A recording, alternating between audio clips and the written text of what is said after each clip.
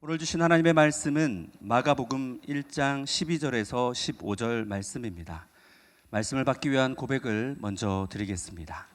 우리의 형편과 마음을 가장 잘 아시는 하나님, 이 시간 주의 말씀을 받겠습니다. 말씀하여 주옵소서. 주의 법을 사랑하는 자들에게는 큰 평안이 있으니 아무것도 그들을 넘어뜨릴 수 없습니다. 아멘. 이제 말씀 우리 함께 봉독하도록 하겠습니다. 이것은 하나님의 말씀입니다. 성령이 곧 예수를 광야로 몰아내신지라. 광야에서 40일을 계시면서 사탄에게 시험을 받으시며 들짐승과 함께 계시니 천사들이 수종들더라. 요한이 잡힌 후 예수께서 갈릴리에 오셔서 하나님의 복음을 전파하여 이르시되 때가 찼고 하나님의 나라가 가까이 왔으니 회개하고 복음을 믿으라 하시더라. 아멘. 이 시간 고원석 목사님 나오셔서 40을 보내는 이유라는 제안 말씀으로 하나님의 말씀 전해주시겠습니다.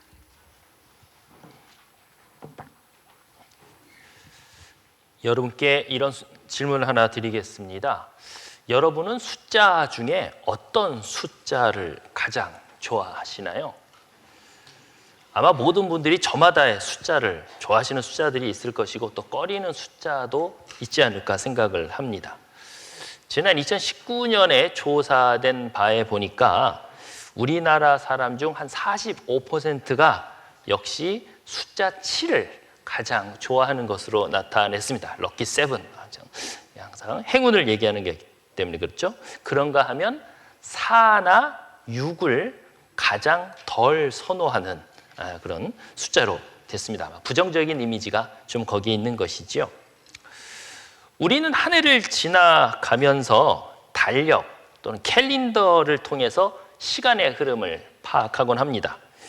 2023년도 어느새 1월이 다 지났고 이제 2월이 중반을 지나고 있습니다. 그러니까 달력은 다 수로 표현되어 있지요.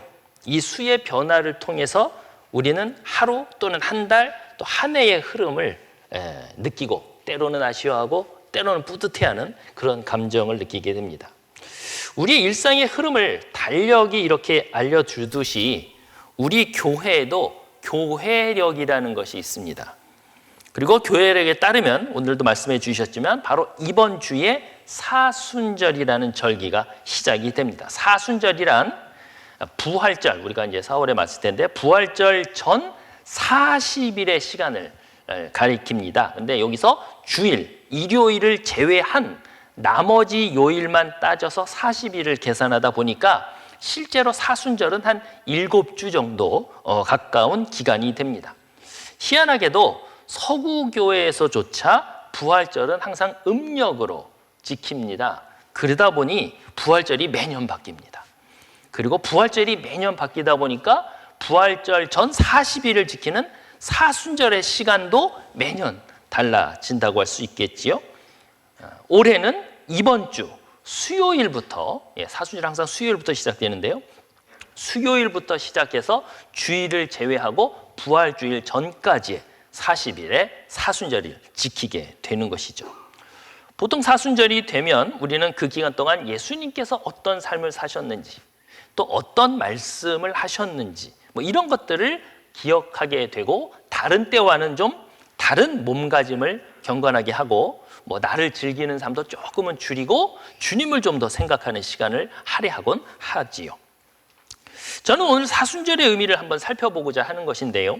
사순절이 사순, 40이라는 뜻을 가지고 있는 만큼 숫자 40이 성경에서는 어떤 의미를 가지고 있는가 한번 살펴보면서 사순절의 의미를 살펴보고자 하는 것입니다. 오늘날 모든 사람들이 다 시계를 가지고 시간에 아주 민감하지요.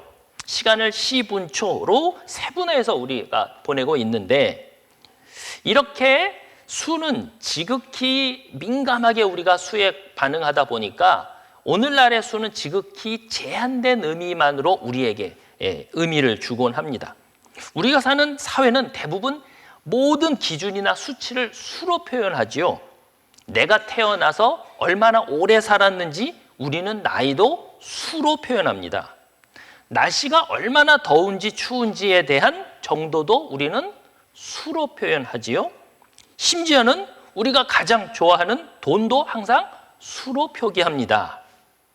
그러니까 대부분의 것을 이렇게 숫자로, 수로 표기하다 보니까 수 그 자체는 어떤 절대적인 의미보다는 그냥 양적 의미, 많고 적음의 상대적인 의미로 표현될 때가 많습니다.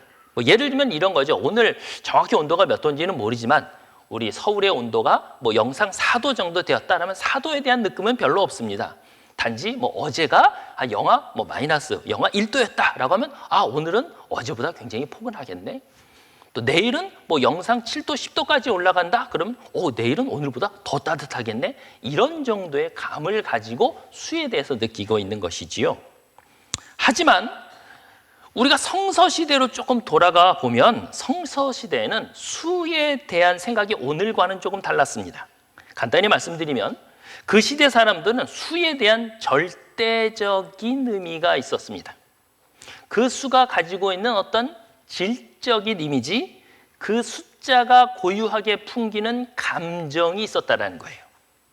성서시대 옛 사람들은 그 상황이 우리가 어떤 처한 상황이 얼마나 심각한지 그 심각함에 대한 또 그 상황에 처한 사람들의 어떤 감정을 가지고 있는지를 숫자로 표현하곤 했습니다. 그런 점에서 사순절을 맞는 우리는 성서에서 40이라는 수로 어떤 상황과 어떤 감정을 표현하고 있는지 한번 살펴보려고 하는 것이지요.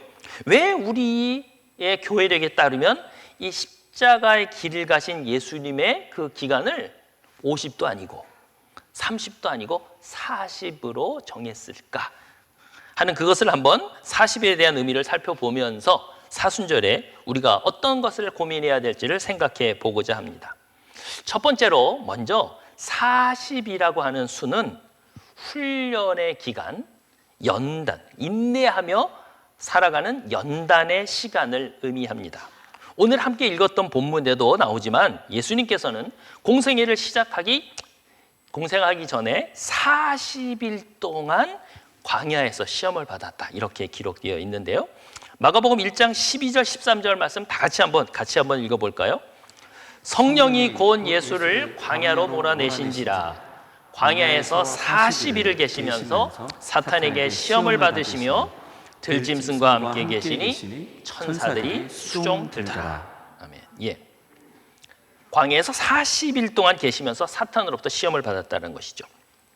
이 본문 외에도 읽어보면 시험이나 고난과 관련된 40이라는 수가 종종 등장하는데요. 가장 대표적인 사례가 이스라엘 백성이 에집트의 노예로 있다가 탈출해서 광야에서 40년을 보냈다는 걸 여러분들 아마 기억하실 겁니다. 구약 성경에 보면 모세라는 영도자가 이집트의 노예로 종살이하던 이스라엘 백성을 이끌어내서 가나안으로 돌아가기까지 40년을 광야에서 생활을 방황하면서 살게 되죠.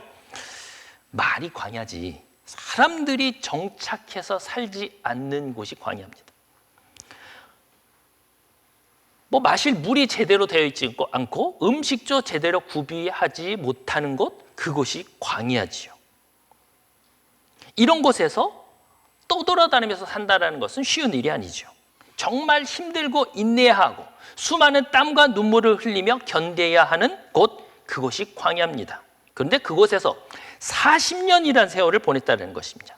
40년이라는 세월은 이스라엘 백성이 광야에서 경험했던 그 고난과 훈련이 그 시기가 얼마나 힘들었는지를 어려웠는지를 우리에게 알려주는 이미지의 숫자라고 할 수 있습니다. 그래서 이집트를 탈출할 때는 그렇게 기뻤던 이스라엘 백성들이 조금 지나서 사람들이 불평하기 시작합니다. 광야에서 자유인으로 사느니 오히려 이집트로 돌아가서 노예로 사는 게 더 행복하겠다라고 말할 정도죠. 그리고 또 출애굽을 했던 성인들 중에 대부분이 광야 생활을 하면서 생을 마감합니다. 한두 명을 제외하고는 가나안 땅으로 들어가지 못하죠. 그만큼 광야에서 40년의 삶이 힘들었던 것입니다. 이스라엘 백성들은 이 광야 생활을 하면서 자신들의 능력의 한계를 뼈저리게 느끼게 됩니다. 인생이 나의 힘만으로는 이루어지는 것이 아니다라는 걸 깨닫게 되죠.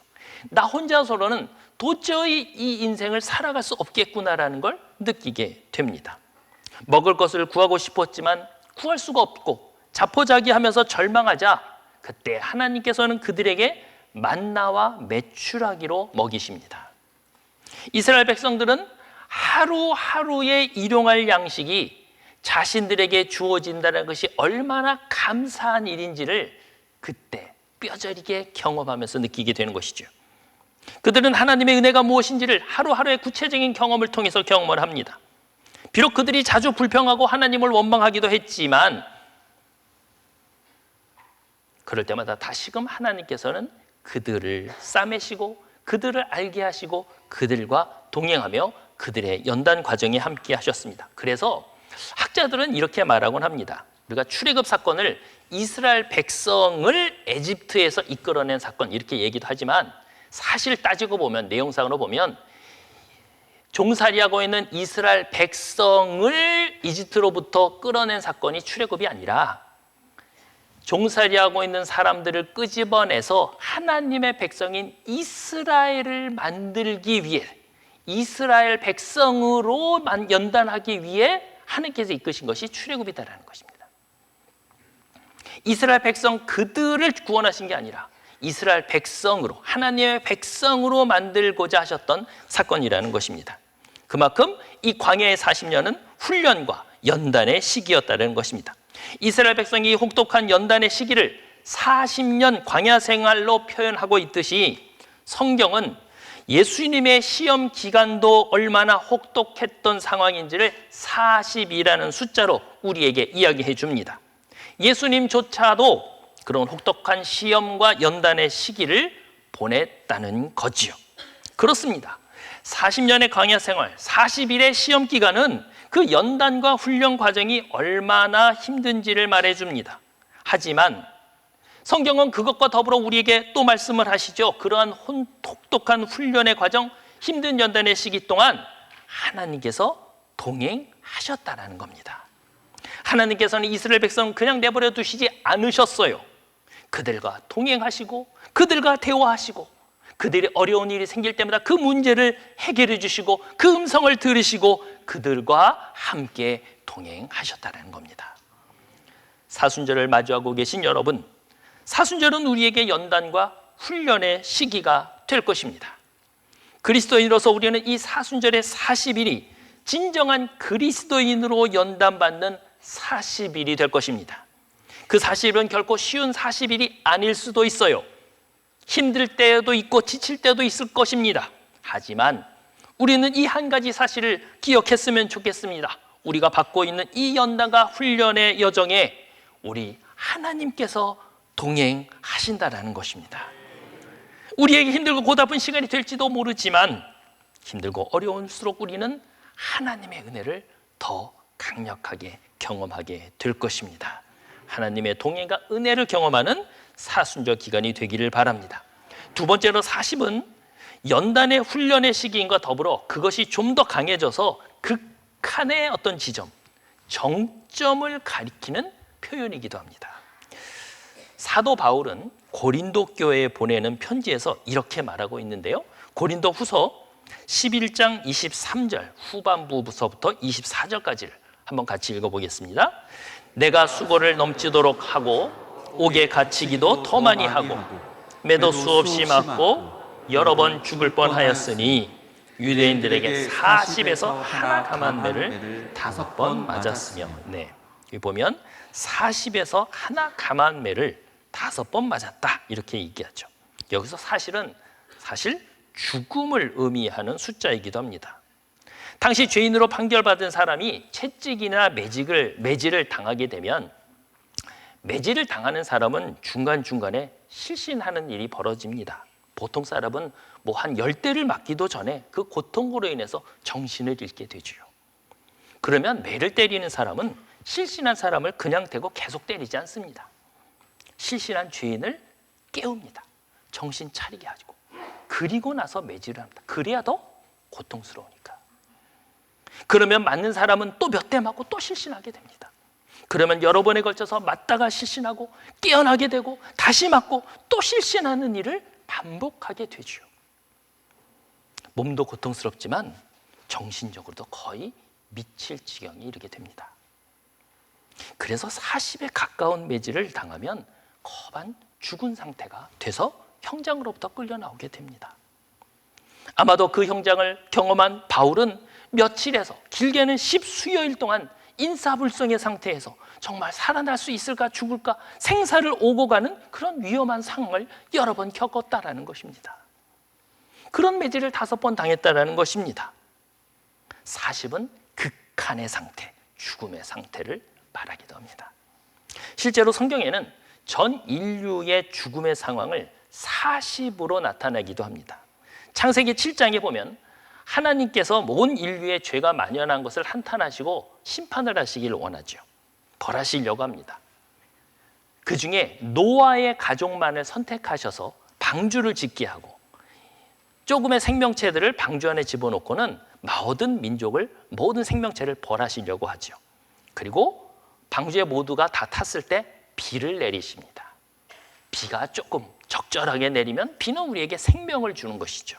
그런데 그 비가 계속해서 내리면 홍수가 되고 생명을 위협하게 됩니다. 하나님께서는 그때 이 세상에 40일 동안 주야로 비를 내리셨다. 성경은 이렇게 기록되어 있습니다. 모든 생명이 물에 다 잠길 때까지 비가 왔다는 얘기입니다. 모든 생명이 극한의 죽음의 상태에 이를 때까지 비가 왔다라는 것이죠. 그런가 하면 사무엘상에 보면 골리앗이라는 장소가 등장을 하는데요. 다 아시죠? 유명한 골리앗의 장수가 등장을 하는데 사무엘상 17장 15절 16절과 23절 24절 한번 같이 보겠습니다. 사무엘상 17장 15절 16절 먼저 읽을까요?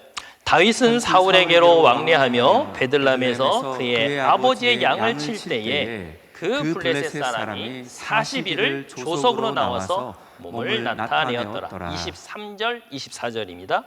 그들과 함께 말할 때에 마침 블레셋 사람의 싸움 도두는 가드 사람 골리앗이라 하는 자가 그 전전에 나와서 전과 같은 말을 하매 다윗이 들으니라. 이스라엘 모든 사람이 그 사람을 보고 심히 두려워하여 그 앞에서 도망하며. 네, 블레셋이라고 하는 장수가 블레셋 골리앗이라고 하는 장수가 조석 아침과 저녁으로 끊임없이 이스라엘 군대 앞에 나와서 이스라엘 군대를 모욕하면서 싸움을 거는 겁니다. 나와봐라. 마치 삼국지에 막 장비같이 기골장대한 장수가 하나가 딱 나와가지고 한판 붙자고 하는데 이스라엘 군대에서는 어느 누구도 나가서 그와 붙을 사람이 없는 겁니다. 덤벼볼 사람이 없는 거죠. 이스라엘 군대는 극도의 두려움과 공포에 사로잡히고 심지어는 도망하는 군인들도 생겨나게 되죠. 저 장수가 정말 무기를 진짜 들고 막 쳐들어오면 우리 모두는 제대로 싸우지도 못하고 다 죽고 말 거야. 이런 두려움과 공포의 기간이 시작되는 것이죠. 성경은 그것이 40일 동안 계속되었다는 걸 얘기합니다. 40일 동안. 극도의 공포와 두려움 속에서 이스라엘 백성은 40일 동안 있었어야 했다는 것입니다. 어린 다윗이 가서 보기에도 군인들이 얼마나 두려웠는지를 눈에 보일 만큼 그만큼의 모습이었다는 것이죠. 40이란 수는 극도의 상태, 최대치의 상태, 죽음의 문턱에 이른 상태를 말해줍니다. 사순절은 특별히 예수 그리스도의 고난을 기억하는 시기죠. 예수께서는 우리를 위해, 우리의 죄를 위해 십자가의 길을 가셨습니다.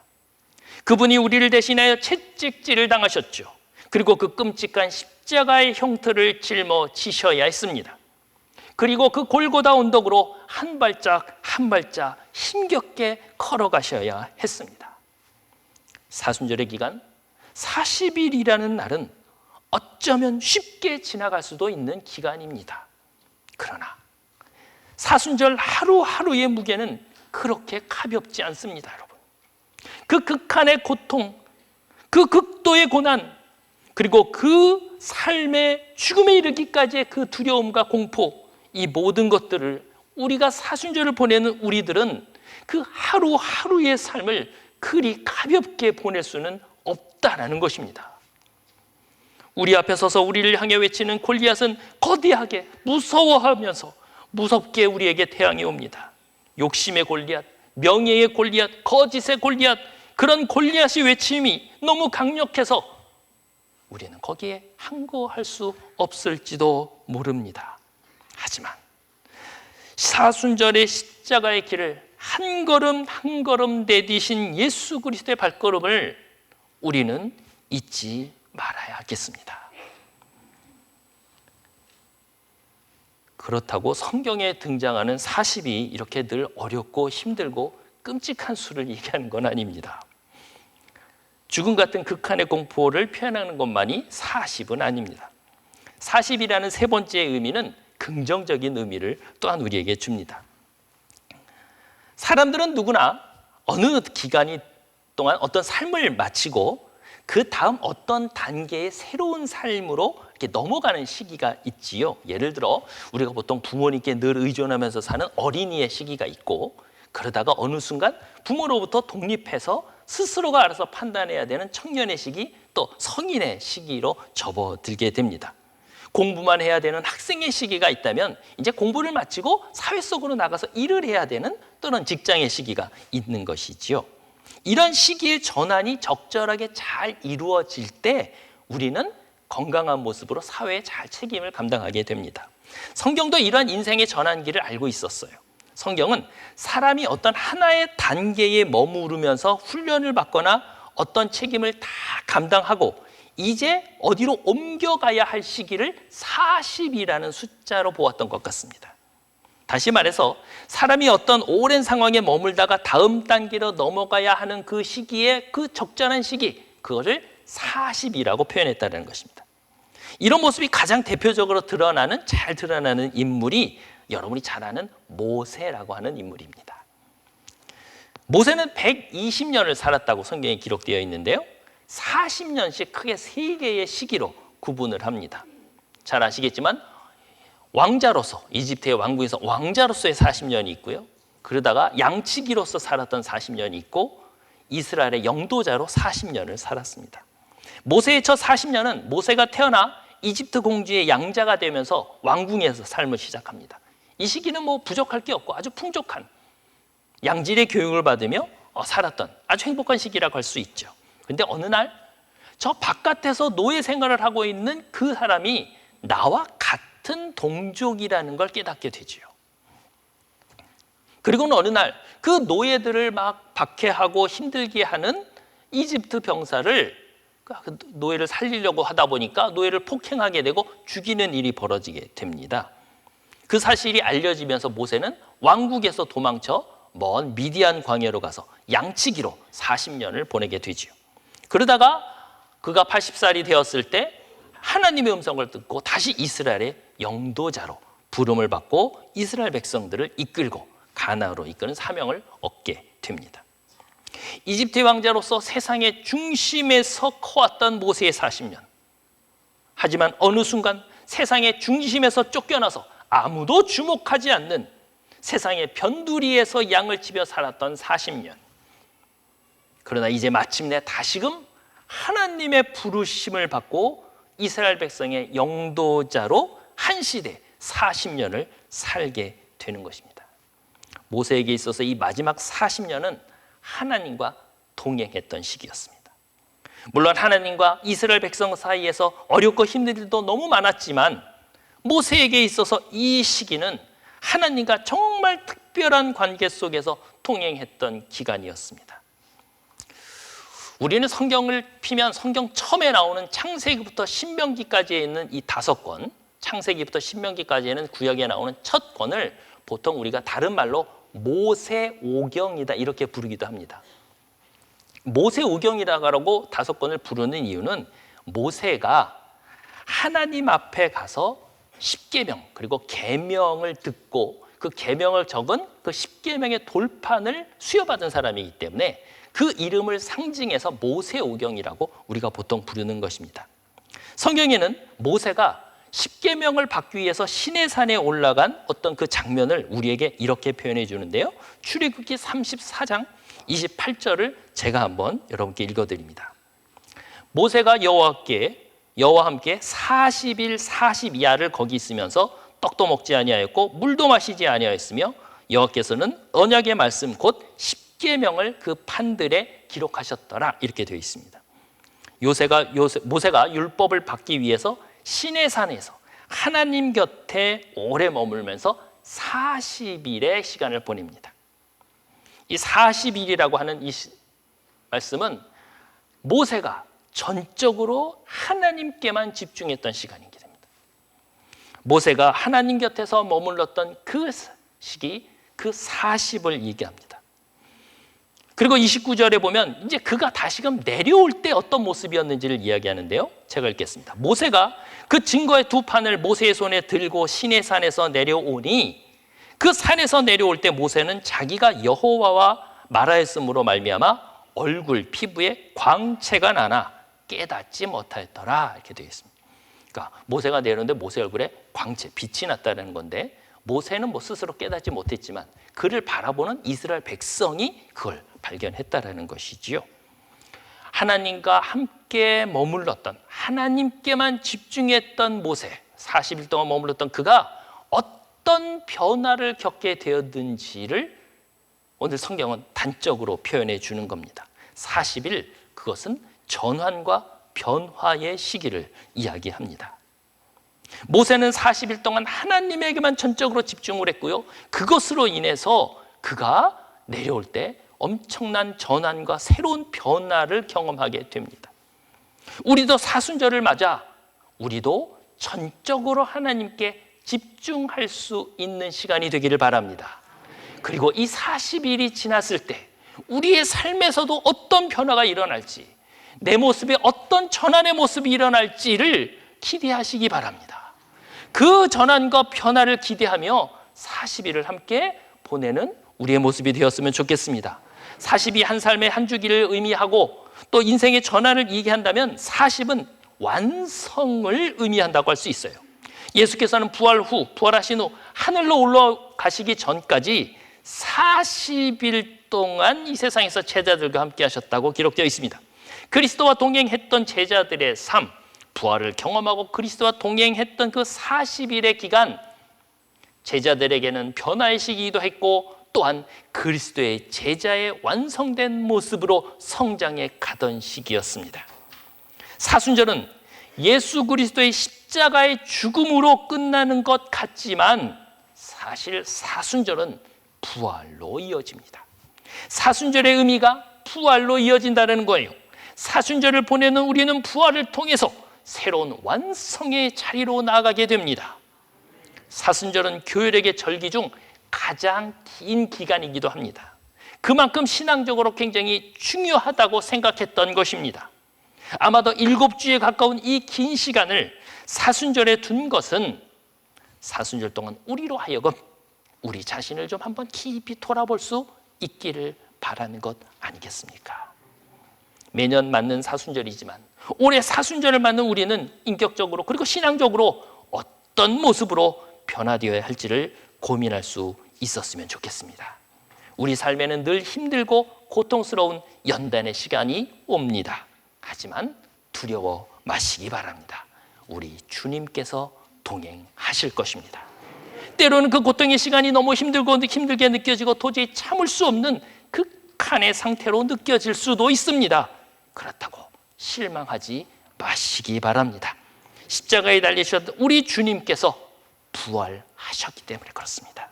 우리에게 새 생명의 감동을 보여주셨기 때문에 그렇습니다. 그러니 우리는 이 40일의 사순절이 우리의 삶이 변화되고 성숙해가는 시기로 생각하도록 하십시다.